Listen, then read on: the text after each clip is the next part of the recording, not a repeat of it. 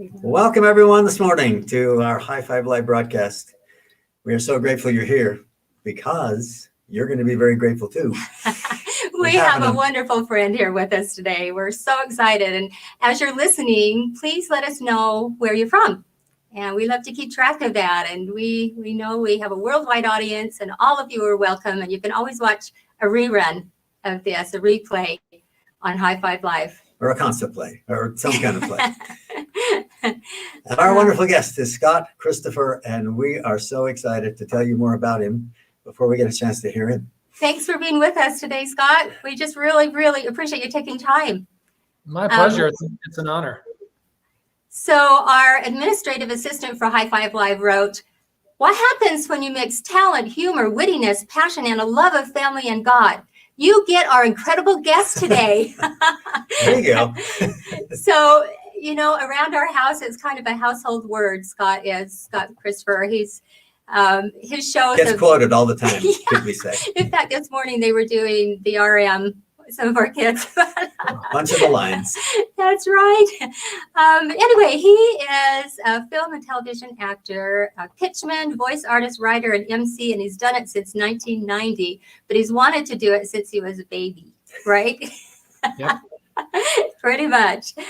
He said just skip his bio, so we're just going to kind of say, please read about him. He's incredible. Been in 50 films and TV series. Such as NCIS, Modern Family, Criminal Minds, and others on the Disney Channel, and recently did 2 or more Hallmarks. Several. Yay! Yeah, we got to get in and watch those. That would be romantic. Yes. And he's authored and co-authored several best-selling business books, including The Levity Effect, Why It Pays to Lighten Up, and The 7 Ups of Happiness. And People. That's right. One of my favorite. Yeah. So anyway, as we start today, we just, like we said, our family just loves your roles that you've played in the movies that we've watched.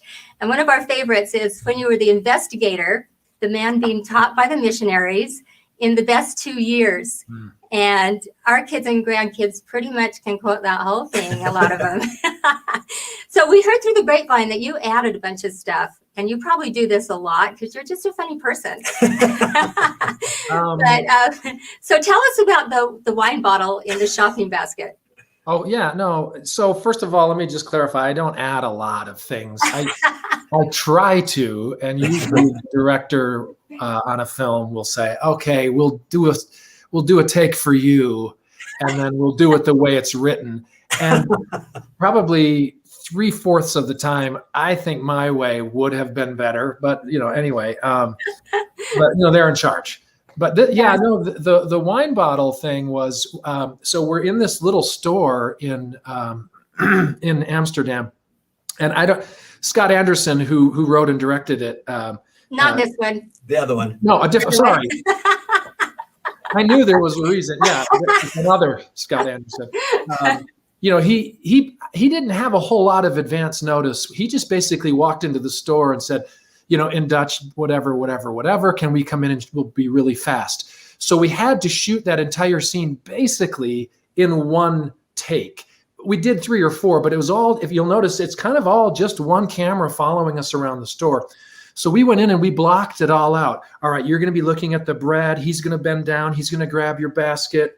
He's going to call you, whatever. Hey, I know you, or whatever. Okay, then we're going to walk over here, and okay, great. He's going to follow you around, and you'll just kind of be grabbing at things. So I basically picked things that I would grab at, and then when we kind of walked over as we were blocking, we got up to the wine thing, and I said, "Hey, here's a good idea, Kirby. Let's do this." I said, I'm gonna grab a bottle of wine. I'm gonna put it in the basket, and I'm gonna just give you half a second as I look away to take it out and put it back. And I just said, Let's try that. And I mean, to me, that's like one of the best laughs in the whole thing. But it was all very, just kind of off the cuff. Yeah, it's definitely a great one. Yeah, but the lines, those were written in the late 70s because this other Scott Anderson had done the play, The Best 2 Years of My Life. And he toured it around like the other one, Saturday's Warrior and those. And he basically took the script that he'd written like in the late 70s and just turned it into a movie script. But those lines had been polished and they've been used so much. He knew what would work. So Right. we stayed pretty true to the script that he'd written, 30 years previous.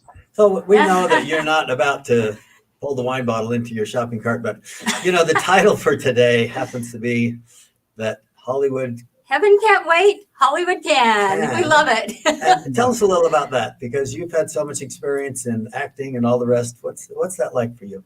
Well, yeah, it's funny. I didn't really think about that title until I needed one for a fireside. I think I did for a youth conference somewhere. And I bring slides and I kind of show images from different projects that I had done.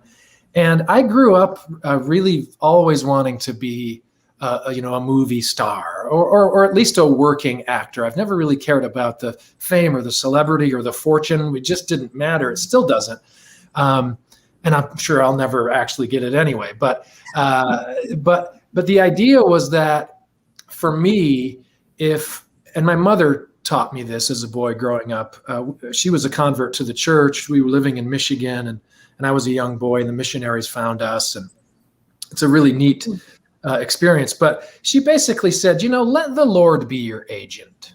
I mean, you'll probably have agents someday as an adult who kind of try to run your career or set you up with different roles. But she said, son, you'll never go wrong if you let God just kind of guide you and be your agent. Wow. And I thought, when we moved from Michigan to Utah as an 11-year-old, I thought, I'm now 1,900 miles closer to Hollywood. So this was a really exciting thing. I didn't know anything about Utah or at all, except primary children's, for some reason, giving our pennies at church, but I didn't know what that was. But I knew we were closer to Hollywood. But as I started to grow and sort of formulate my own testimony of things, particularly as a teenager, and I realized that there was just so much in Hollywood that I would never want to do or be, I decided, in fact, at the time, before I was going on a mission, there was a lot of energy around me. I was a really good young actor. I had scholarship offers all over the nation. And here in my backyard, and I decided to go with BYU. But and you got an amazing scholarship award there, right? I did. After my mission, I came back and won an award at the Kennedy Center in Washington, D.C. The Irene Ryan Award. Irene Ryan played Granny on the Beverly Hillbillies. Oh. But before then, she was a well-renowned, well-respected, very serious actor. And so they named this award for her. And it's basically the male and female top collegiate actors in the nation. Wow. And that was a real blessing, But before my mission, there was a lot of that kind of attention. And I thought, this is great. And they offered me leads in some of the plays. And are you coming back next year? We'll build a whole thing around you, blah, blah, blah. And I thought, I got to go on a mission first. I have to. I at that point in my life, I had felt enough gratitude to the Lord for where he had brought me to that point that I just felt I would be doing a real disservice to myself and anyone else that I might touch by not going on a mission. And so that was sort of the first phase of saying Hollywood can wait. Yeah. And of course it's a plan. For those of you that are younger or don't remember, there's a movie and a play called Heaven Can Wait. That's right. It's Heaven Can't Wait, but Hollywood can. Yeah. So wonderful. Getting to that point in your life, your early days in Michigan, all that aspect of your life, you met people that made a huge difference in your life. And it wasn't easy. Do you want to tell us about that? Well, growing up kind of without a father, my parents were divorced when I was an infant. I was 1 when they divorced. And so I had a relationship with my dad, but it was strained by distance. He lived in Detroit, we lived up north, then he moved to Florida, then we moved to Utah. And I really only saw him maybe every other weekend as a little boy. But he wasn't a member of our faith and had a different lifestyle. And so just kind of being fatherless in the home there's a lot of, and not to exclude the great women in my life, but mostly my mother and then my friends' moms. But there were a lot of great men in my life that played a real role in providing an example of not just what I was missing, but what I can and should become. We had a couple of home teachers in Michigan that when we moved to Utah, and it was under sort of emergency circumstances that we moved to Utah, they dropped what they were doing, took time off work, rented us, because we were quite poor, a U-Haul, brought their own car, and piled us, because we had a little Volkswagen Beetle for 5 of us that we sold for maybe $300. And they drove us from Michigan to Utah. I mean, I think they earned their home teaching ministering certificates. Amen. But they were so loving, so kind, they were so regularly in our home that I could see kind of you feel that spirit. And as a boy without kind of a dad and that anchor, it really made an impression. There was also a teacher in high school here in Orem. Well, I live in Riverton, but down in Orem, who was a theater teacher, who I had expressed to him, I want to be an actor. He was new at the school, and he basically focused all of his attention and energy on helping me become the best that I could be. In fact, it was because of him that I was able to receive so many scholarship offers and win all of these different competitions. In fact, later on in life, even when I first got married, he co-signed on our first car loan. Wow. And I just thought, what a trusting, wonderful man. I could never do that. It's amazing.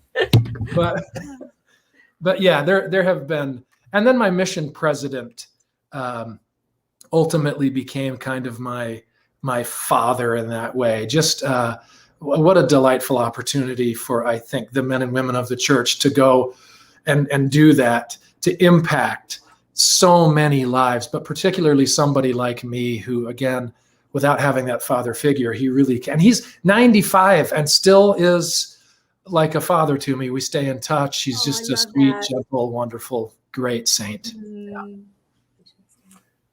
Well, I'll tell you what, I was sitting there in church one day and being part of the stake presidency, and then you walked into a singles ward. And as you did, I wasn't single.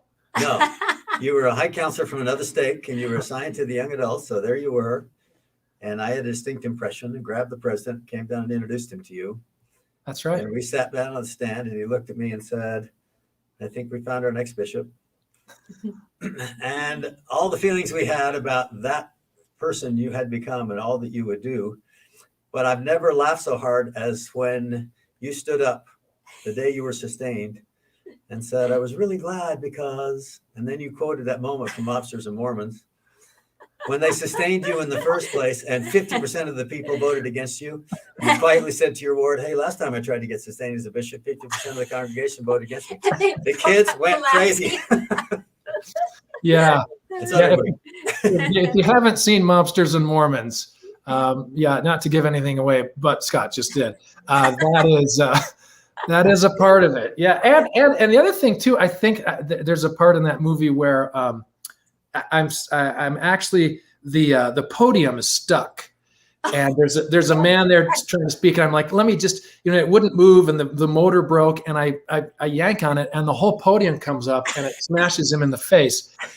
And that old building where our ward met, that happened. Now I didn't, but it was broken and wouldn't work because it was, and it was making these noises, and I could see the kids. The people in the audiences, they were all laughing and rolling their eyes. The ones that had seen Mobsters and Mormons. Yeah. If you haven't seen it, see it. It's pretty good. Yeah. So funny. You can actually look up all of his movies there's a whole huge list. I think it's on the wiki, but anyway, look them up because you will enjoy them, and you have confidence that they are good, wholesome movies because of the choices that Scott has made, and just fun and funny. Oh. So serving as a bishop, you were a fantastic mentor yourself, and I watched so many times people just changed their lives, and you reached out in amazing ways, and your ward was really good at that. Any experiences from that time in your life that were especially memorable? I mean, as a whole, that was really life-changing. And there were just so many opportunities to serve with the members of the ward. I loved being in councils, in ward council, in my bishopric meetings with these younger saints who many of them had not had a calling like that, where there was, part of a bishopric and being kind of in on the inner circle and hearing how decisions are made and what happens. Those are very sweet experiences to me. Some of the people that I was able to, it's usually the ones that come to you humbly seeking help that you absolutely fall in love with, because you know that in fact, the Lord is the one that they're coming to. And so you feel his love for them through you. And I think the greatest takeaway that comes to mind was learning that no matter how much experience I have had, no matter how many great lessons I've learned from the scriptures or life experiences that I know would be perfect for this person, I felt the Lord's chastening almost at times, where I came to a point where I said, I can't prejudge that brother so-and-so is going to come in and sit down and going to tell me this, and I'm going to prepare what I've got from my own experience and wisdom, what I taught my sons or what I went through. It had to be in every visit.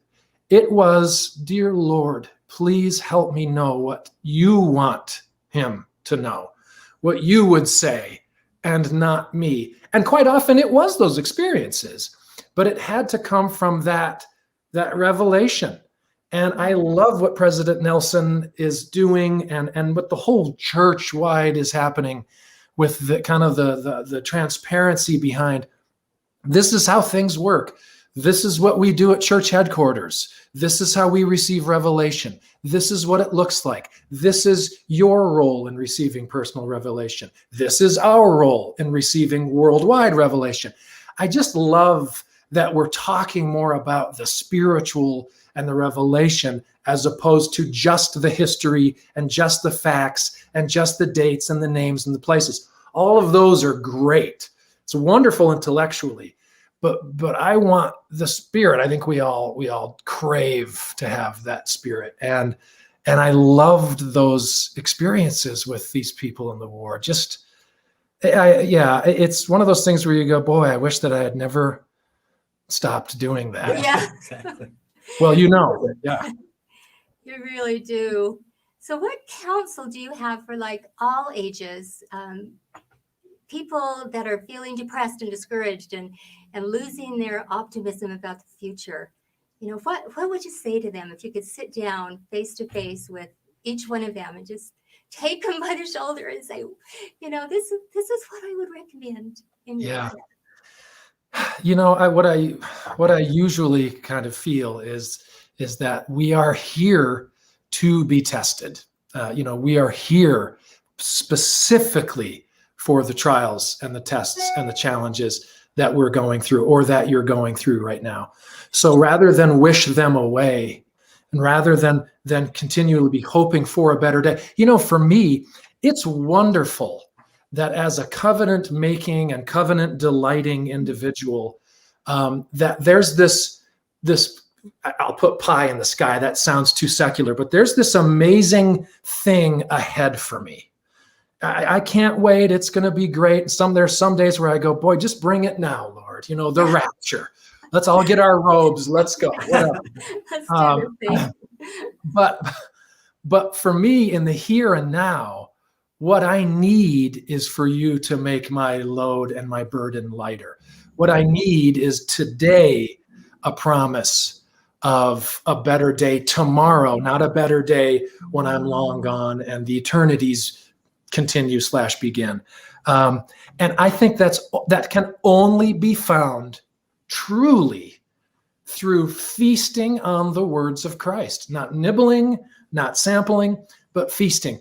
what an amazing blessing it is to have this catalog of revelations that we have available to us now at the tips of our fingers, to have the past 50 years of conference talks on our tools there. It's amazing. It's wonderful. It is a blessing. From anywhere, good books in you go to any library in Utah, and the religion section, there's got to be 2,000 LDS based books. There's no shortage of content that will draw you closer to the Spirit. And it's the Spirit that gives you confidence and hope and optimism. There's nothing that anyone can really say, unless it's given to them by the Spirit, that's going to necessarily motivate you. There's no expert, no life coach, nobody that's going to teach you to be happier. There's short little quick ways that you can immediately be happier.